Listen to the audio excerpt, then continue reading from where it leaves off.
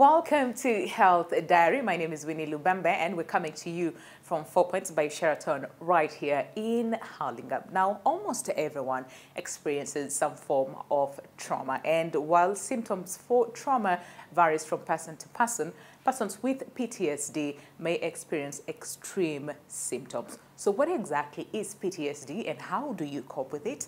We find out after this fact of the matter.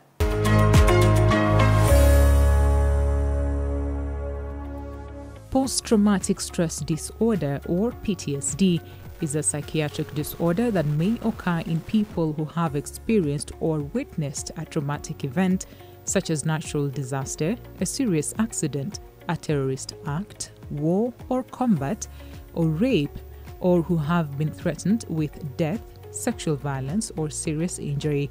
For a person to be diagnosed with PTSD, however, symptoms must last for more than a month and must cause significant distress or problems on the individual's daily functioning. I suspected I had PTSD twice actually, and both times I didn't actually know that I was going through it at that time. So what happened is after I delivered my second one, she's now 10, is when I discovered that I had postnatal depression because of the pregnancy that was very difficult, and then she was born with a condition that was really bothering us, and we had to keep taking her to hospital all the time for admissions.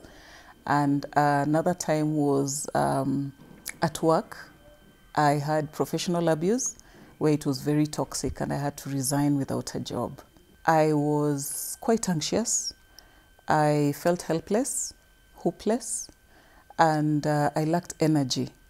And even, psych to do things like I had insomnia, I didn't have psych for my hobbies, and lack of appetite, My friends and family, they noticed that I was not okay, but they thought it's just for the event.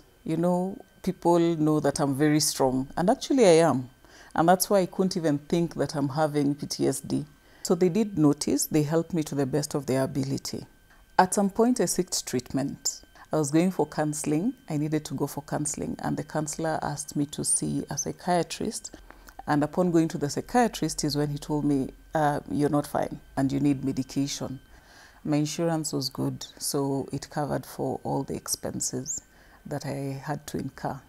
I would advise anyone with PTSD, take care of yourself. It's your life. No one is living it for you.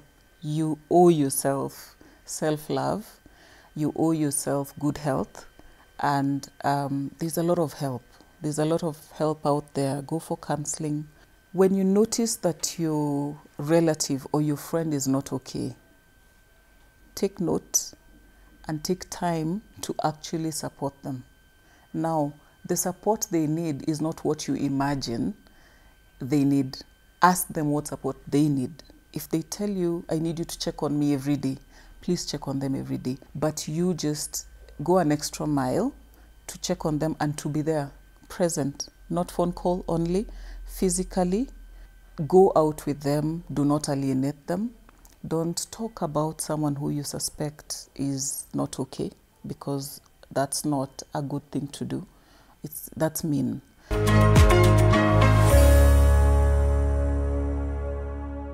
All right, let's get to understand more about post-traumatic stress disorder, or simply PTSD. And to help us with the conversation is Dr. Linda Nyamute, who is a consultant psychiatrist. Thank you very much for making time for us. And we also have David Opati Italia, who is a war veteran, and also here to share his story about PTSD so that you really get to understand what PTSD is all about. David, thank you very much as well for making time for us. Dr. Linda, let's just start with you. PTSD, it is not something that we often talk about, but then again, so many people are suffering from the same. So just tell us, what exactly is PTSD? As the name just suggests, it's a stress reaction that happens after a traumatic event. But this is not the initial stress that you have. It's usually after a period of time. Normally we give it about a month. So within 1 month, we expect that one has resolved most of the symptoms and does not have the symptoms classic of PTSD after a month. But within the month, It's normal to have those reactions that people with PTSD would have. Yeah. And someone might ask, then what exactly causes PTSD? So what happens with patients with PTSD, you have a traumatic event that precedes everything. And during that traumatic event, for some people, how they process that memory of that event is now what can determine now whether one will get PTSD or not. So for some people, the numbing during the event or not being able to process that event too well, the brain now stores that that memory in an emotional sort of way, such that every time your brain flashes back to that memory, it elicits emotions of fear and anxiety and sort of just a stress reaction. Let's talk to David, because David, your story is of triumph and of second chances, if I can say that, right? So you are a war veteran. First question that I'll ask you is, when were you diagnosed with PTSD? What normally happens to us is every time we go to a war zone, like for example, you go to Iraq or Afghanistan, and the events that we see there day to day, it happens on a daily basis. So you find that you as a soldier, you don't want to accept that you have PTSD, because at the back of your mind you think that's weakness. You know, and I think for me, the first time that I realized I have it was my close friends. They realized that I'd started getting into drugs, getting into heavy drinking of alcohol, which wasn't normal. And so one of my friends just went to a doctor back at the military base and just said, I think David is going through PTSD. I think you should check him out.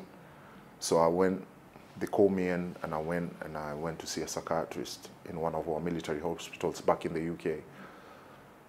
And I didn't speak for, I think, our 6 sessions, the first ones, which are normally like about 45 to 1 hour. I didn't say a word, because I didn't want to speak about what I have seen and the traumatic events that I've encountered. Let's just go back to that fateful day that changed your life completely. What happened? So we were going to a Taliban stronghold, and that night I actually didn't sleep. I had a bad feeling about the next day, and indeed it was a bad day. So the whole day was quiet until about 6:30 in the evening, where we got contacted by the Taliban. We were in a firefight for almost 2 hours with them. You know, rounds were hitting the vehicle that I was driving, the armored vehicle. My friend at the back, because I was driving a vehicle called Jaco vehicle, so it's open at the top. So on my left-hand side, you've got my boss who's got the light machine gun. Then we've mounted the heaviest machine gun at the back. So my friend at the back, actually, that day he was like, he's bored and he needs some action. And before he finished saying that, we started receiving rounds. One of the rounds actually hit the aerial next to me, and it split it into 2. And that's when I knew we're in a firefight here. So as everything was going on, we realized that, wait a minute, there's something that is not right. And that is the heavy machine gun that's at the back. My friend wasn't firing it back. So me looking upon my shoulder, he had frozen. I think he was in shock. So I had to leave my driver's seat, jump there, try and reassure him. And then as soon as he got back into it, it was okay. And then we couldn't, it was for a long time, and we couldn't contain them. They were just coming and coming. And then my boss said, I think we need to extract this place. So before extracting, we had to call for assistance from the Americans, air assistance. So when they approached us, that's the time that I had to wear something called night vision goggles on. So you wear them on your eye because it was getting dark. And then once you wear them, you see it's like daytime. So about 50 meters away from where we were, I drove over an IED, improvised explosive device. From there, I can't remember anything. I just found myself back in the UK. Yeah. As far as then trauma, right? Because there's some people who are like, this is an experience that I went to, but then does that qualify as trauma? And does that eventually, ultimately lead to PTSD? Yeah. So for people who have PTSD, so there's one who'll have a one-off traumatic event. Then there are those who'll have like subtle, maybe not subtle, maybe big, but maybe not as bad as this one who'll have one big event, but they're repetitive. So there's that one-off, and then but both are still traumatic events. Now, trauma can be anything: emotional trauma, things to do with physical abuse, emotional abuse, child neglect, maybe losing a loved one, losing even a significant relationship in your life. Such things contribute to emotional trauma. Physical trauma is the one we know, which is more apparent to people. You're in a road traffic accident. For veterans, it's very common as well. For police officers. So those are the ones now we see. The ones you can see that, yeah, someone has been hurt, or yeah, someone has undergone this particular type of physical trauma. Yeah. So then, what does it look like? What are some of the symptoms to watch out for PTSD? Because, like David said, it is his friends. The typical picture is of key 3 symptoms. So we have flashbacks. You keep having periods where you keep remembering what happened, and they come to you at very odd moments. If you're a student, you're in class, the teacher is teaching, you remember the ordeal. You know, if it's you're at work, something. It can also come in the form of nightmares, so those flashbacks keep coming back. Then there's the easy arousability, so you find, or what you call just hypervigilance. So you find a loud banging door, you get very scared. A tire burst on the road, someone gets very nervous. Child screaming, it triggers those emotions. Then the last one is avoidance. You find the person is, as it says, avoiding any situation that may remind them or mimic that particular event that had happened. Okay. And then now the others are now like, if you're not able to cope, a lot of people now will resort to taking drugs and alcohol to try and sort of numb the anxiety, the pain, the memories, to just try and sort of numb everything. But ideally, you're not helping the situation, because once the drugs wear out, you come back they're still there. Yes. So David, the next time you remember is you are in the UK. Yes. You are in hospital. But even when you are in hospital, still your brain was not processing the fact that you were in hospital. The first thing when I woke up, I started asking for my weapon. And that is just the defense mechanism that as a soldier you've been trained. And that's why for me sometimes I normally say, like, us as soldiers, you're trained to go to war, but you're not trained on how to come back home. And it was so difficult for me until when the nurses reassured me that I'm in hospital. And when I started moving, that's when I realized I'm having these terrible pains all over my body.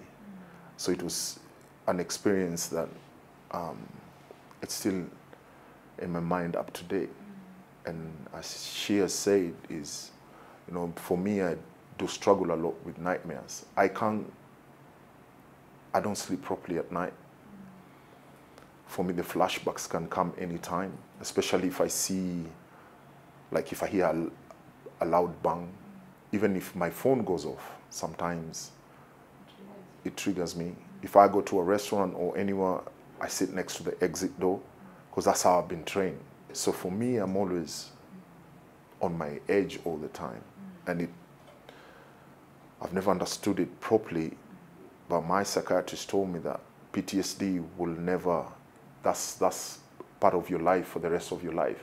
I can only help you to manage it. We need to take a break, but of course when we come back, Dr. Linda, I'd want to understand how bad can PTSD get. Would need to understand that, and all that is coming up after this short break. Stay with us. All right, welcome back. Glad you're still with us. The show is Health Diary, and today our focus is on PTSD, or post-traumatic stress disorder, something that we rarely talk about, but today we are here to talk about it so that we can help as many people out there as far as passing awareness on PTSD is concerned. And of course, to help us is Dr. Linda Nyamute, who's a consultant psychiatrist, as well as David Opati Etale, who is a war veteran, sharing his stories as PTSD. So, David, for you, a lot happened while you were in hospital. Because, like you said, you woke up to so much pain, and a lot of things were happening. You know that you needed surgery after surgery after surgery, and one of them was amputating your leg, right? Let's fast forward it to when you recovered physically, and how were you mentally? I think for me, the mental side of it is still tough up to date. I also have my own moments. There are days I don't want to do anything. And you know, with PTSD, what normally happens is now you try and look for things that will comfort you. We were in a military hospital where everything is there. You find that they will also train you to try and look for your safe place mentally so that I don't think of anything negative. I attempted suicide twice because I felt like, one, I'm a bother. Two, I feel like I've let my people down. Three, I'm looking at myself as a man. Where am I heading in the next 5 years from now? That was a challenge too. You're looking at your relationship, the person you're with, you can't blame them. They can't understand what you're going through because we are also trained not to speak. Dr. Linda, can we just address that? Because I feel this is a lot that so many people go through in terms of just trying to figure out, so what next? What do I do? Like David said, I am bothered. So during this moment, can we just address that? Sometimes, to be just very honest, by the time you're gotten to the point of getting PTSD, it may be a bit too much for you to handle, processing all that by yourself. And that's where seeking help, rather having help, comes in. Because some people, okay, may have that, what we call the ego strength. So your brain is able to, you know, channel, right now I'm feeling like this, I need to, these emotions, no, I can't, and channel them to something more constructive. But not everybody can, and a lot of people can't do that.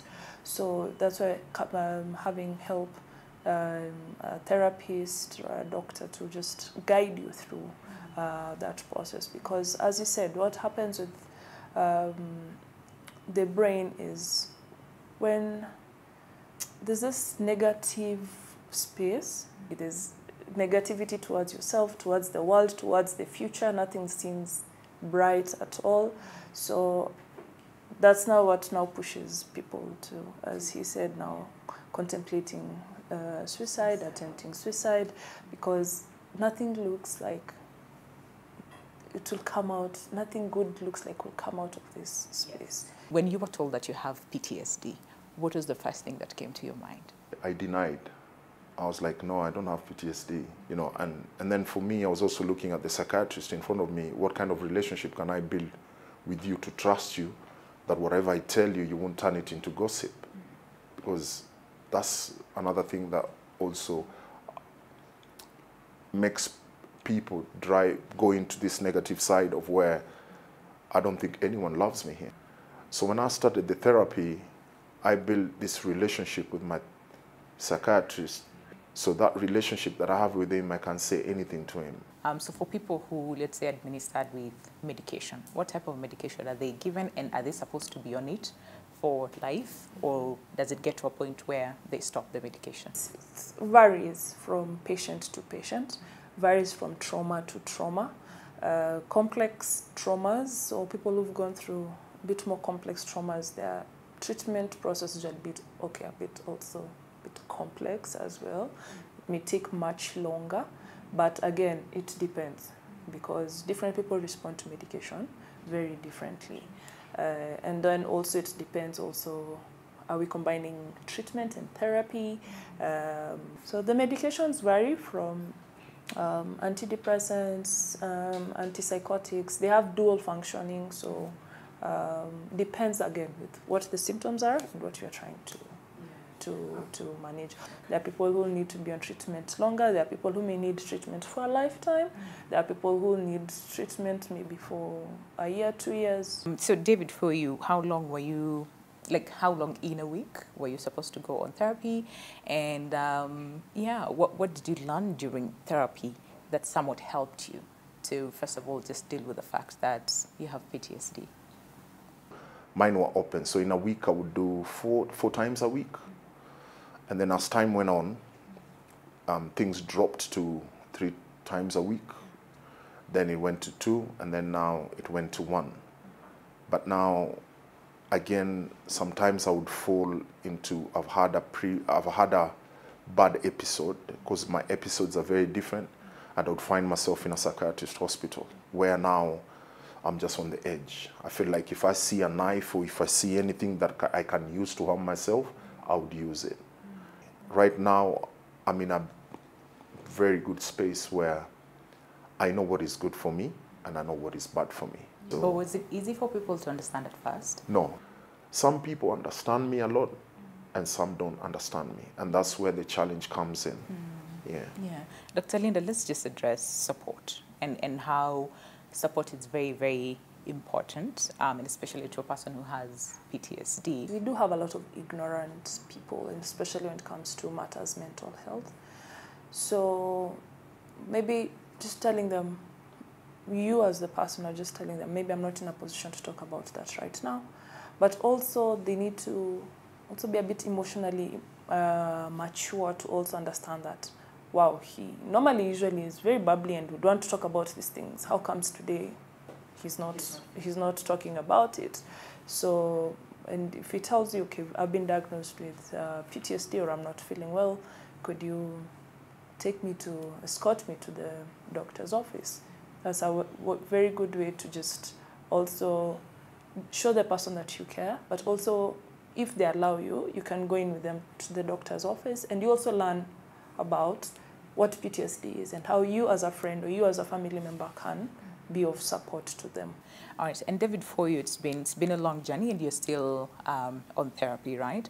For someone who's watching you today, how you were able to just go all through this, and here you are today, helping so many other people as well with PTSD, what would you say to them?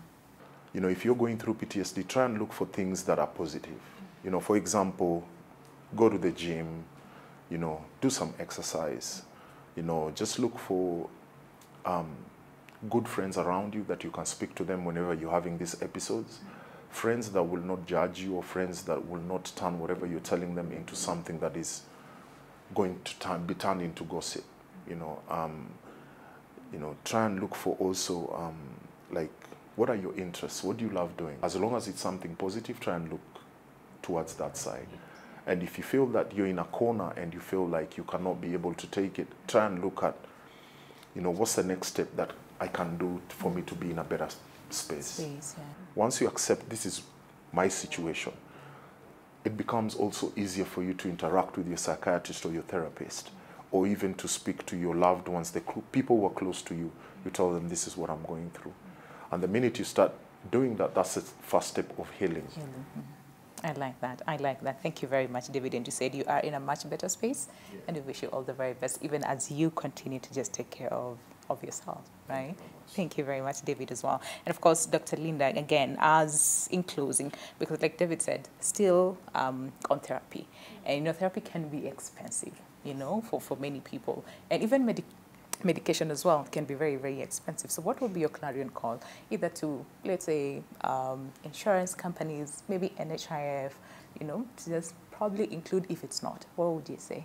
I think right now, most insurances include treatment for a number of mental health disorders, PTSD being one of them. We see a number of patients on insurance. Seeking treatment, therapies, considering the number of sessions, repetitive, maybe twice weekly, 3 times weekly, can be quite costly.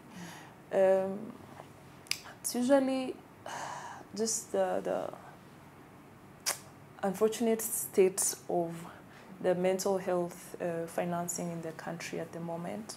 Though it's getting better, but we still have a long way to go in terms of how the government can pitch in so that there's lesser out-of-pocket expenses for patients. All right, Yeah. and we sure hope that something will be done, you know, to just make sure that people can get access to treatment. So thank you very much as well for coming back today and just giving us all the insight we need to have as far as PTSD is concerned, right? So Dr. Linda Nyamute, consultant psychiatrist, as well as David Etale, a war veteran, and of course just sharing his story as far as PTSD is concerned. And we say thank you to both of you for coming back today. And right about now, take a look at this health tip. Hi, my name is Yvrin Kaburi. I'm a nutritionist from Bridges Organic Restaurant. In front of me is diabetic plate. So is it colorful? Is it boring? How do you prepare it? This is an interesting plate that you can have if you have diabetes. I have here my baked fish fillet, brown rice, some vegetables, and these are spinach. This is a balanced plate for a diabetic person that you can choose to eat either for lunch or for dinner. Why brown rice? Full of fiber, full of manganese, magnesiums, and there's absorption in the stomach takes a longer time. It's not released immediately, so it won't spike your blood sugars. On the other hand, I have a plate as well. This is a more vegetarian if you don't feel like doing meat. I have my black beans stir-fried with some pumpkins. These are spinach and whole wheat pumpkin chapati. You can either do this for lunch or for dinner. Also as well, whole grains are full of fiber. It takes longer time for digestion, so releasing your blood sugars slowly into your system.